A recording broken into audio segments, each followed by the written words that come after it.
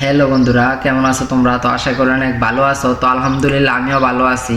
তো আজকে আমি যেটা বলতে আসছি, আসলে সৌদি আরবে হিউজ পরিমাণ লোক অবৈধ আছে। মানে এটা আসলে ক্যালকুলেশন করে বলা যায় না কত পরিমাণ লোক আছে, কিন্তু অনেক পরিমাণ লোক অবৈধ আছে। অবৈধ থাকলে মানুষের 4-5 ধরনের সমস্যা হয়, এটা অনেকে জানে না। অবৈধ থাকলে সর্বপ্রথম সমস্যা, আপনি অসুস্থ হইলে ভালো চিকিৎসা পাইবেন না টাকা না থাকলে।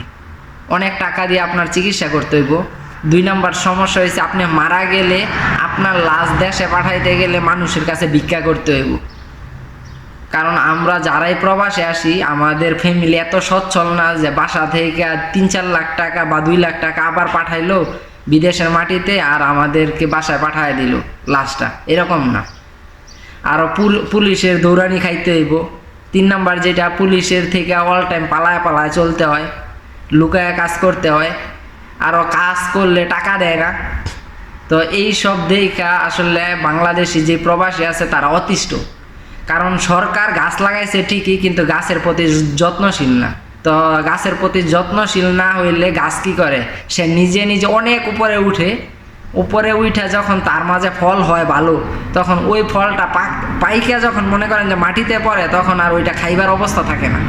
আর যদি গাছের প্রতি যত্নশীল হইতো সরকার, তাইলে গাছ এত উপরে না যায় আর নিচ থেকে ফল দেওয়া শুরু করতো, যেই ফলটা সরকার খাইতে পারতো। এটা আমি কি বুঝাইতে চাইছি আপনারা অবশ্য বুঝতে পারছেন।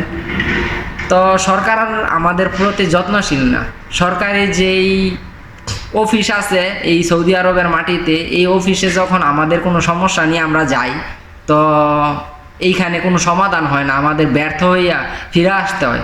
আর আমরা সব প্রবাসী ভাই কিন্তু সৌদি আরবের যেই অফিসটা আছে অফিসের কাছে থাকি না, আমাদের 100 টাকা, 150 টাকা, 200 টাকা ভাড়া দিয়ে যাইতে হয়। আর আমাদের 200 টাকা কামাই করতে 2-3 দিন সময় লাগে। তো 2-3 দিন সময় লাগে 200 টাকা কামাই করতে। ওই টাকা খরচ করে যখন ভাড়া দিয়ে আমরা ওই অফিসে যাইয়া ব্যর্থ হইয়া ফিরে আসি, তখন মনে কিন্তু একটা কষ্ট লাগে যে কিসের বৈধভাবে টাকা পাঠাইতাম, এত কষ্টের টাকা আমি সহজে টাকা পাঠাইতে পারি অবৈধভাবে হুন্ডিতে, তাইলে আমার হুন্ডিই ভালো। সরকার যদি আমার দিকে না তাকায়, আমি সরকারের দিকে তাকায় লাভ আছে? তো আসলে কি বলবো ভাই, আমি যে সমস্যার কথাগুলো বলছি এর মাঝে সব থেকে কষ্টদায়ক সমস্যা হয়েছে মানুষ মারা গেলে আর অসুস্থ হইলে যেই কষ্টটা করে প্রবাসে, একজন প্রবাসী হইয়া এইগুলা দেখলে আসলে অনেক কষ্ট লাগে।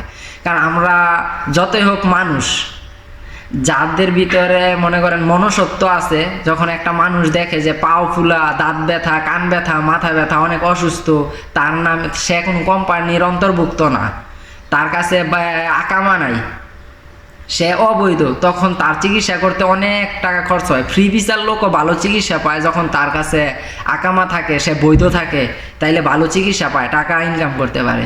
যখন একটা লোক অবৈধ থাকে তখন সে কাজই করতে পারে না, সে তার চিকিৎসাটা করবে কিভাবে? আবার ফ্যামিলিতে টাকা দিতে হয়। আসলে কি বলবো, আমি তো আগেই বলছি যে আমরা অনেক ভালো ফ্যামিলি থেকে প্রবাসে আসি না। কারণ যারা অনেক ভালো ফ্যামিলির তারা কিন্তু প্রবাসে আসে না, তারা দেশে অনেক ভালো কিছু করার চেষ্টা করে। তো সরকার এইগুলা দেখলে আমার মনে হয় অনেক, মানে এটা সরকার কল্পনাও করতে পারবো না কত পরিমাণ রেমিটেন্স দেশের মাটিতে আবার যাইব। মানে যেই পরিমাণ রেমিটেন্স যায় তার প্রায় সেম রেমিটেন্স অবৈধভাবে দেশে যায়, যেই রেমিটেন্সে সরকারের 2 টাকাও ফায়দা হয় না।